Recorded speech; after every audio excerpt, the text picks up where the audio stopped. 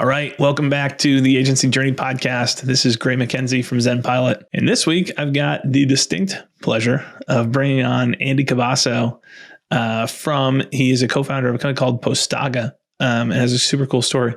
So I'm super excited to dig into it. Andy, welcome to the podcast. Hey, great. Thanks for having me. Yeah, excited to be here. Yeah.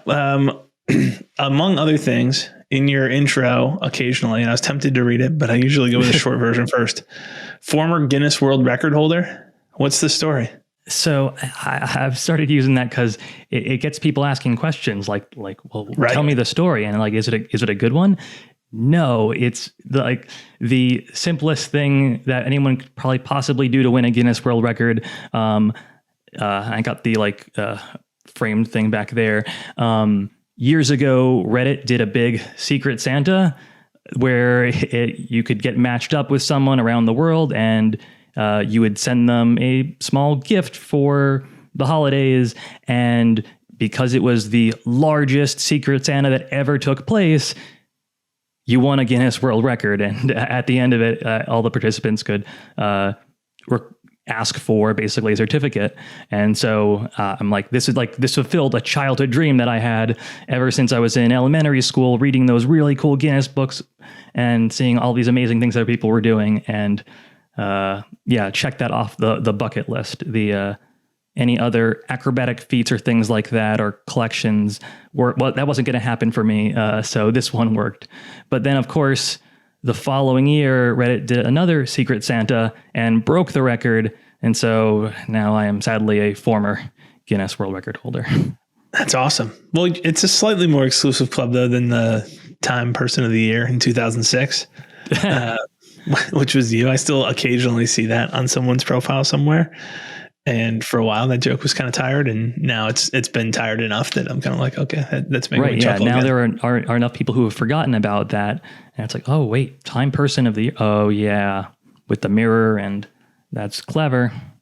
So you've got an awesome story, and I know you've shared your story a number of times on podcasts of building and exiting an agency, coming from a legal background.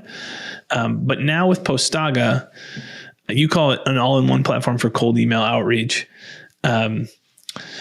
You've got the software play, which I'm excited to hear the story of.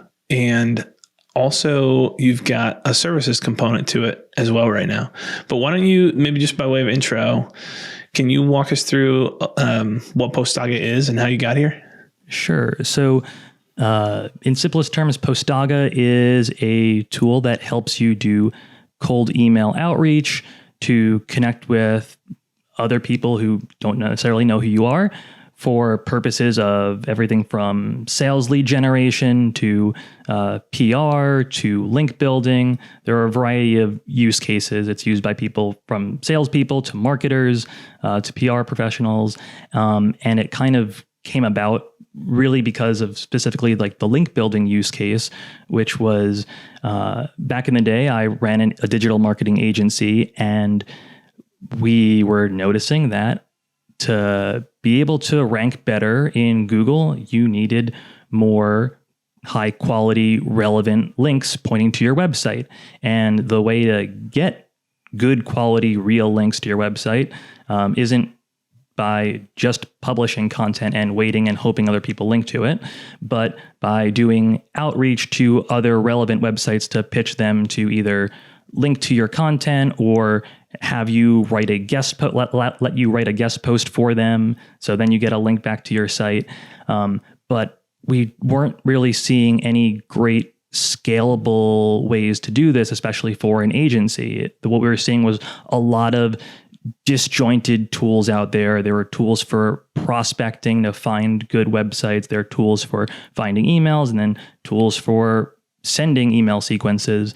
But we really weren't seeing anything like that was built and geared towards us as people who are interested in link building. And so we built Postage, which is the all-in-one platform for that. It does everything from finding relevant outreach opportunities based on whatever your goals are, to finding the right people's contact info, to then sending personalized email sequences to them and managing that all in a CRM.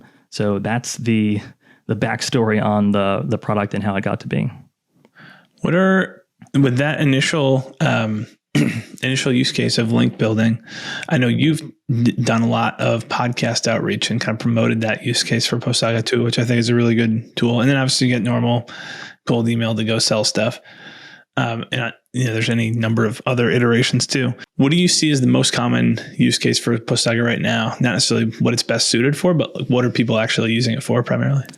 I'd say there's a decent mix, but probably the most common use case right now is for link building. We're seeing more and more people in sales using it and also in PR. But I guess like big picture, there are a lot of people in digital marketing and a lot more people in sales. And so as people in the sales community are finding out about us, we're getting more visibility that way. And while like I've seen like very, very effective PR outreach campaigns, I think there's just a smaller community of people in PR. Yeah. I wanted to go to this at some point. I'm going to ask it now because this is one of the things I'm most curious about. I've followed Rob Walling and our Volset and the MicroConf community for a while. And now they've got a fund called Tiny Seed where they're investing in like mostly bootstrapped companies, bootstrapped or mostly bootstrapped, I think. And you joined, what cohort were you in? Is it just last 2021 spring? Yeah, it was the spring 2021 cohort. Okay. What prompted, like, I would just love to hear the story of that. Like, what prompted you to go there? And then what was the experience of applying and going through that process? Yeah. So initially it wasn't really on our radar. We were, we were following the MicroConf community. We really like their kind of vision and ethos of, being geared towards founders that are looking to have your businesses bootstrapped or mostly bootstrapped. My last agency, we didn't raise any money. And after we exited and our agency got acquired, we used some of the proceeds of that to start this next venture. And so we'd been bootstrapped and we didn't really have any plans to raise any like venture funding or anything like that. And then we kind of came across the accelerator as they were opening up their applications for the spring batch. And we were particularly interested in it's an accelerator, and kind of about the program is they provide some funding, like not like a Series A or anything like dramatic like that, like millions of dollars or anything like that, but a small amount of funding, but also they've got their community, their mentors. And that was really the aspect that we were most interested in. We've been listening to podcasts like Rob's Startups for the Rest of Us and following MicroConf and really appreciating their insights. And our thought process was, if they can help us avoid some of the common pitfalls that we may not be aware of, that we don't know, in terms of building a SaaS business, that would be absolutely worth whatever, equity stake that they take. And so when you're building a new business, things take time. And with my agency in the first go round, we got to an exit that we were happy with, but certainly along the way, we learned a lot. We tried many different things, did a lot of A/B testing, and we didn't know what we didn't know. And so, we found out the hard way that like certain strategies and tactics didn't work for growth or processes or operations or things like that. And coming into this, SaaS business and with Postage, we thought if we could get really good advice from mentors who have been through the process, but also had a network that we could rely on of other advisors or founders who have kind of overcome the challenges that we anticipated that we'd be facing, that would be absolutely worth it. And that, having been through the program now, it just ended for us last month. It was absolutely like what I was hoping for in terms of that mentorship and that advice. Like the cash was nice. It definitely helped us add to the runway and allowed us to invest in certain things and projects that we were looking to invest in. But probably the single most impactful thing has been the community and the mentors and the advice that they gave us. That like it was like we learned about things that we just didn't know. We didn't know that we didn't know. Like we learned early in the program about the jobs to be done framework, which was completely not on my radar, and I'm trying to tell everyone that I can about it sooner. Just wishing I had learned about it earlier, really. Stuff like that. And maybe for people who don't know, my recollection is Tiny Seed invests, I forget, $100 or a couple $100,000 for like roughly 10, I think valuing companies in the 1 to 2 million range. Their model for returning that cash, if I'm correct anything that I've got wrong, but I'll make the mistake talking out loud instead of you, is I think they cap founder salaries at maybe $2 or $250 a year. And then they're just taking pro rata distributions. If you're taking distributions of profits on top, if you go to sell, they take, whichever is larger, either their initial investment back or, hopefully the, proceeds from the sale in equal proportion to their, equity stake in the company. So after the 1 year program, is it, hey, we're still in a community? Is there any follow on? Like what comes next after a Tiny Seed year 1? Yeah. So, I mean, so far, it kind of feels like an alumni network sort of thing, in that we weren't kicked out of like the Slack groups or anything like that. So we're still in the Tiny Seed Slack channels, and we still have the same access to the mentors. Like, one of the best things about the program has been that they basically like list their mentors and show about like what their areas of expertise are. And they say, if you want to have a strategy call with any of them, let us know and we can set something up. And we still have access to that. And that's still like probably like the biggest value I think that we've gotten. That's awesome. One thing that kind of related to that I was curious about is you mentioned you guys have rolled out some done for you services on top of Postaga. What can you walk through what that looks like, I guess, A, and then B, what was the decision to go down that route? Yeah. So I guess it's funny in that I built an agency, sold the agency, and then started a SaaS software business, and then ended up adding a agency in tandem with that SaaS business. The kind of beginning of it was we were, as far as our user sign up and cancellation process goes, we were reaching out to people if they ever canceled their Postaga account to see, well, why did you cancel? And some of them, it was common enough that it made us kind of aware of it.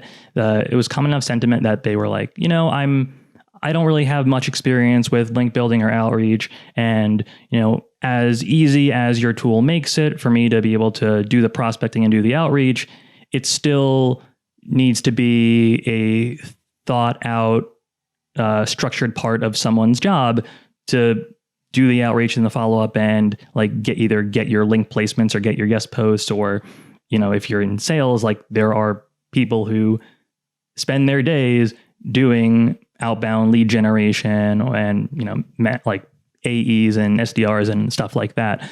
So we had a decent amount of people who were like asking us like, yeah, I like the idea of this. This is something I definitely want to be doing. It's not something I had been doing in the past. Do you have anyone that you could recommend who, is like maybe like a power user, or people use your software, consultants that you could recommend? And I thought about it and I'm like, well, I have a background in building an agency. I could turn this into a productized service and offer this. And why not? and so we did a pilot program with one of our former customers who had said, "Hey, is there anyone that you could recommend?" And from that and from my background, running agencies, I built out the SOPs.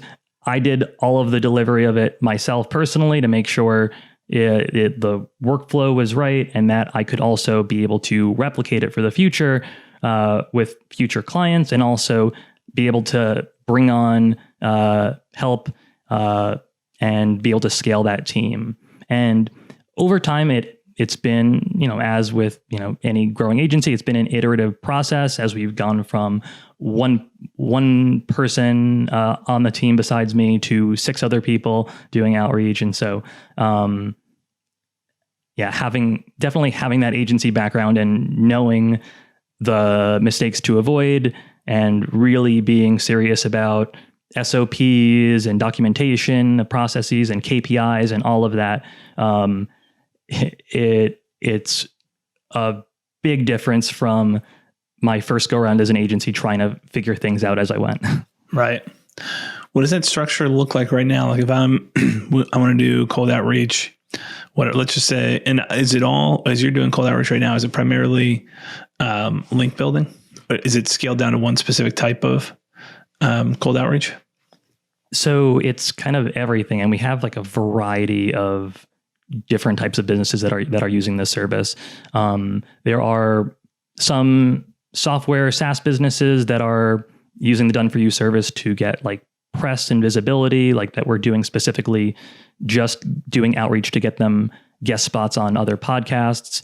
There are SaaS businesses that are trying to do link building. And so we're doing, link building, guest posting outreach and stuff like that for them.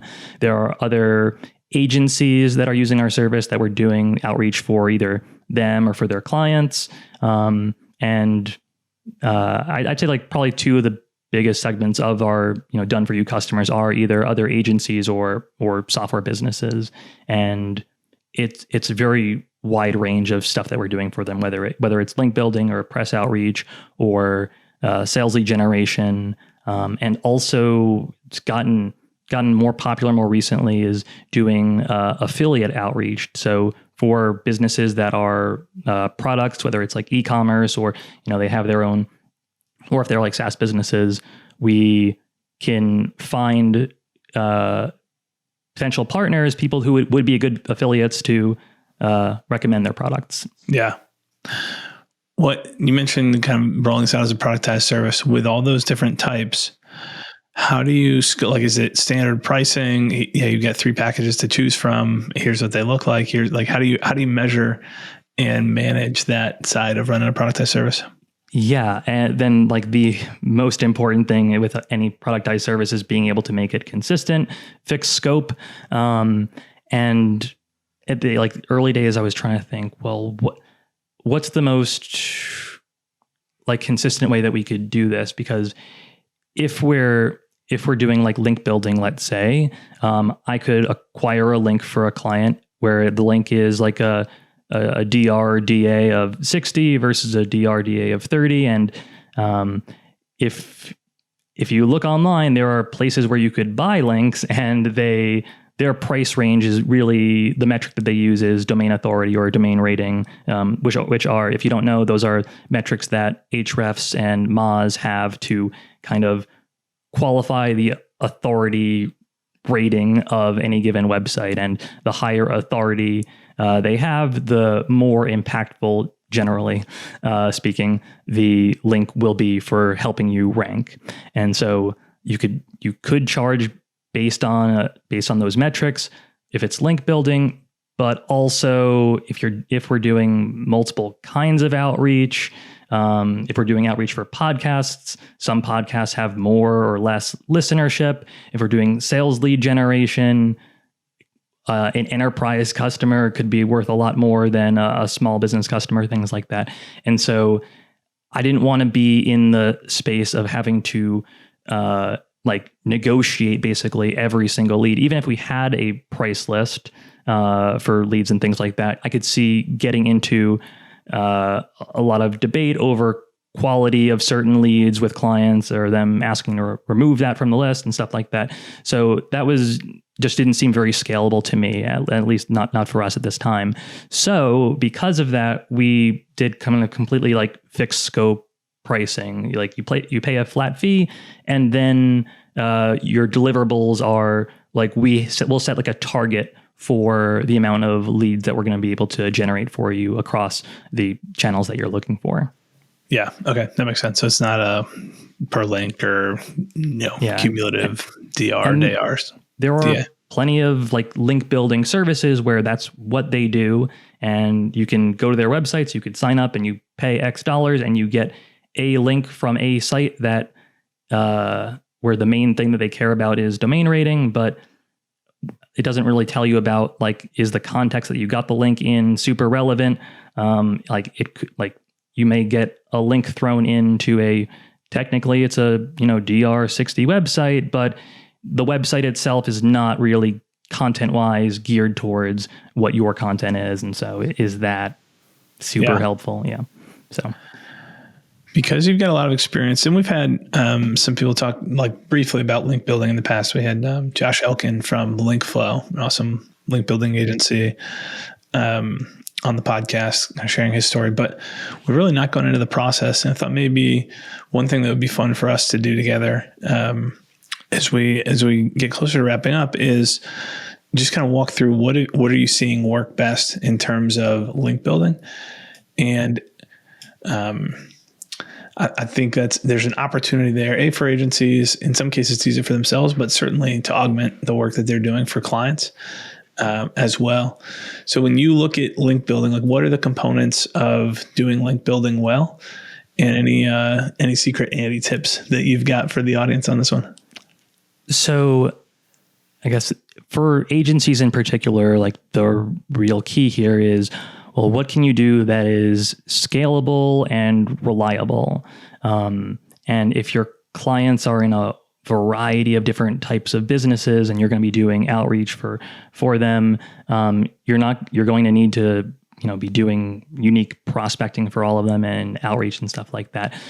So what, I guess, in terms of like what I've seen other agencies do and like the ones that have the most success, generally, I guess, big picture, the outreach is a numbers game. The more people you reach out to, the more opportunities you're going to have. And depending on what level of sort of personalization you do with the emails can definitely impact that. But if you're doing outreach for the first time, kind of the most common response that you're going to get, I think the most common responses that we've seen are that, like, whether you're asking for a link or a guest post, because the more high traffic, high authority sites, they get pitched all the time, and they realize, oh wow, I have something that people want. They will ask for money, and the question is like, all right, well, do I pay for a link here? And I'm not going to make a moral judgment on it. I know that like Google, for example, says, any sort of quote unquote link scheme violates our terms of service. I think as a practical matter, in a competitive space, people are doing it and your competitors are doing it. So that's something to be mindful of. If you're looking for, do outreach and not pay for any links or opportunities or things like that, the most important things are that your content, that what you're offering is something of value to the other site. Now, I will say that the stuff, like kind of the outreach that I've had the most success with is pitching content that's like statistics or data that these websites that you're reaching out to can cite to. So, for example, if you create like an infographic, so even if it's not your original data, if you're creating an infographic, this piece of content, that's a great thing for a website to want to just add to their existing article and provide as a resource to their audience. The most common kind of pitches that I get every day and I see people doing are like the equivalent of, hey, I just came across your article and it's great, and I think I've got this article that's relevant, but you didn't really cover, and I want to see if you can drop in a link to my article, which would provide great value for your readers. And like, it might, great, but like these websites get pitched a variation of that same pitch constantly. And so you really, really need to stand out in the inbox. And so whether it's having like objectively really unique content that's a value add for them, for their site, or they're gonna reply and say, pay me, and you pay them something, or you get an, or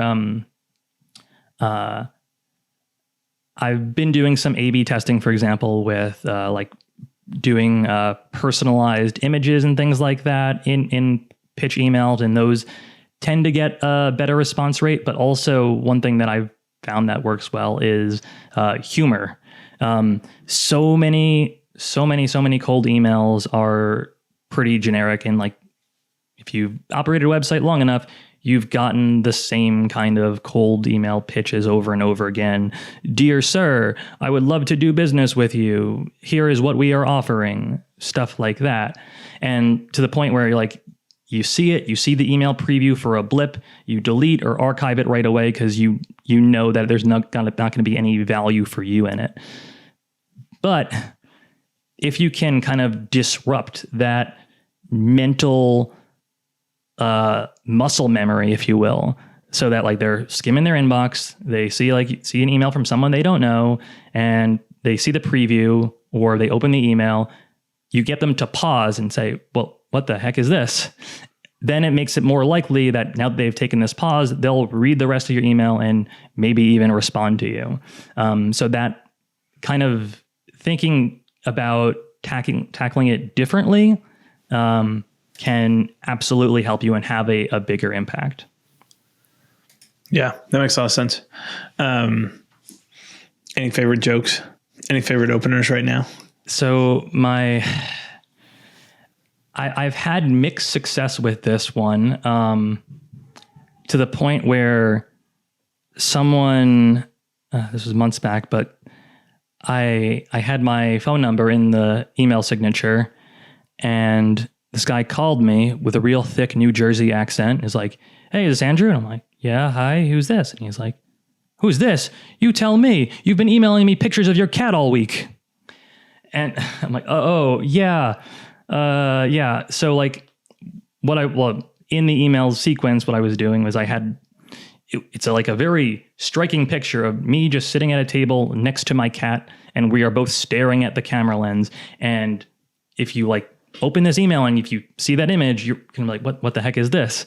But like, I've done what I needed to do. I've disrupted their flow, but I've also hopefully demonstrated that I am a real human adult person and with some personality, and to make it more likely, hopefully, that they'll get back to me. I've had on a few occasions people reply to me, hey, I'm not interested, but can you just let the email sequence keep going? So I want to see where this is going next. And like, so like one of the jokes that I've used repeatedly is if I don't have like a contact name at this website, I say, hey, I wanted to make sure this is getting to the right person. I've heard that there are people working here that are actually cats stacked on top of each other, disguised as humans. And it's silly. It's inoffensive. So, yeah, like, I mean, the humor angle can be tough if you think you're funny. I don't think I'm funny, but I can be sarcastic. And, often I'll do just a very punny sort of joke opener. One that I've been doing pretty frequently lately is like, I have two quick questions for you. One, did you hear why the marketer was afraid of trampolines? And two, are there any collaboration opportunities for us here? And then I'm like, before I get to that first one, blah, blah, blah, blah, blah. And then at the end, I'm like, by the way, the marketer who was afraid of trampolines, they were afraid of high bounce rates. But yep.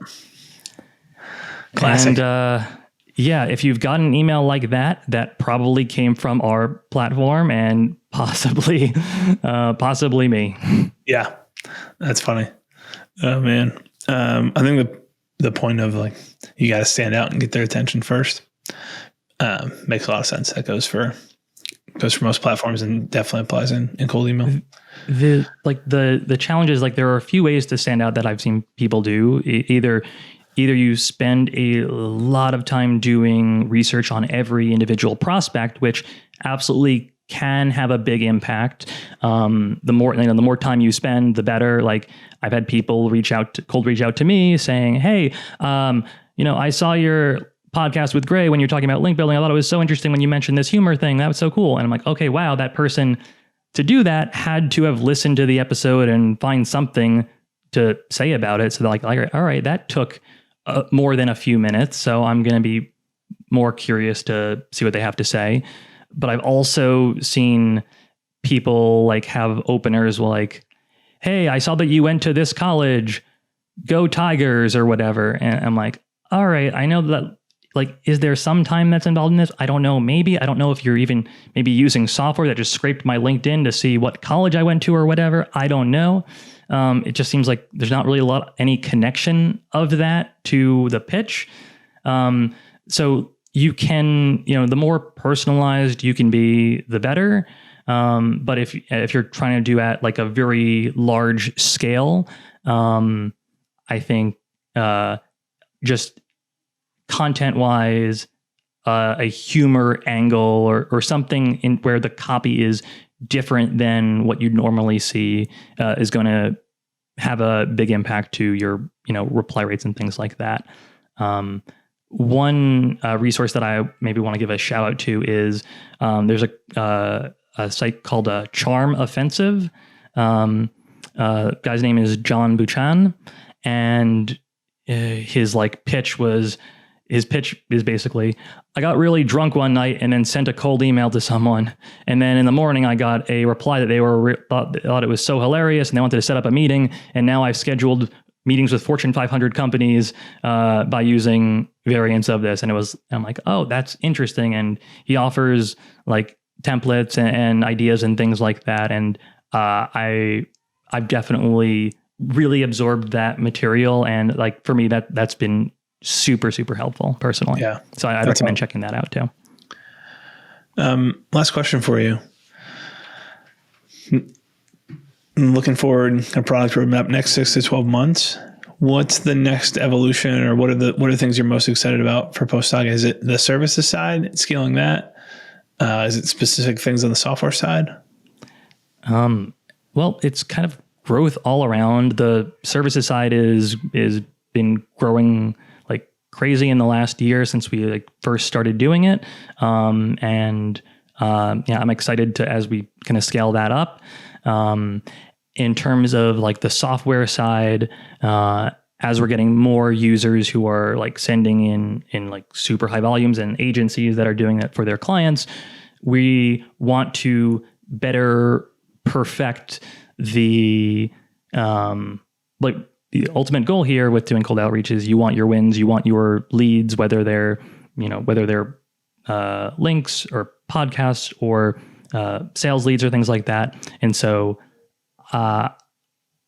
it's a bit technical and not sexy, but like I care very much about email deliverability, making sure that your emails go to people's inboxes. And it's not like necessarily anything that anyone's like touting as like a selling feature of email sending software or anything like that. But like if you have from one platform to another, a difference of 5 or 10% with email deliverability, that's a huge impact considering you might be spending the same amount of effort to find these leads and reach out to them. And like big picture time horizon, the more data that as we have more and more users and collecting more and more data, it's like I'm excited to see like if you have a particular contact that you want to reach out to, we might be able to know from historical data, what's the likelihood that this person responds to you? What might their ask be if they have a response, kind of things like that. And so, as we do more and more outreach, we can build a database to know really like what the outcomes are likely to be. And so we can help you do outreach more effectively is what it comes down to. That's awesome. Well, good for you guys. It's been awesome digging into the journey together and to watch you guys grow. For folks who want to learn more, obviously postaga.com, postaga.com. Is there anywhere else you'd point people, Andy? Besides checking out Postaga at our site, You can also check out, we have a Facebook group called Grow Together SEO. That's facebook.com/group/Grow Together SEO. And it's all about cold outreach, link building, digital marketing, all of that. And it's a good community. A lot of people who are like new to cold outreach, getting advice on campaigns, more experienced people talking about strategies that have worked well for them. And it's a good place to get some ideas. That's awesome. Well, I appreciate you coming on, Andy. Thanks for your time today. Yeah, thanks, Greg. This has been fun.